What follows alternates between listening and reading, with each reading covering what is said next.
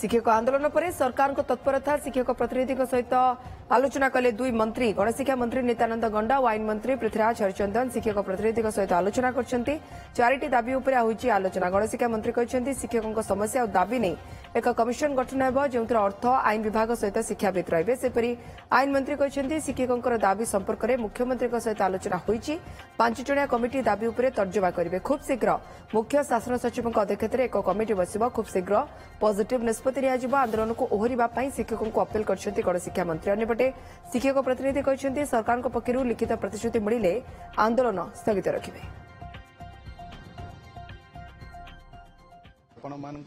दाबी विषय रे आमे अवगत रहिछु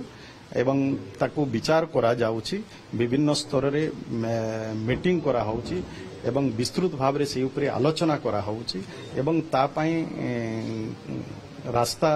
खोजा जाउछि एवं जतेबेले रास्ता बाहरी से समस्या समाधान स्ट्राइक रे खरा वर्षा रे सिटी बसिबा आवश्यकता नै आमे यथासाध्य चेष्टा करूछु हमर इंटेंशन बहुत क्लियर अछि एवं स्पष्ट भी अछि जे आमे शिक्षक मानक सहित रहिबा को चाहूछु शिक्षक मानकर जो दाबी से आम निश्चित भाव में एक ग्रहणीय दाबी एवं ताकू केमिति करा जाई परिवो कौन करा जाई परिवो ता बाबद रे जहा करा जावा कथा ताकू सरकार ताकू अत्यंत सहृदयतार सहित आगु को नेकी जिवे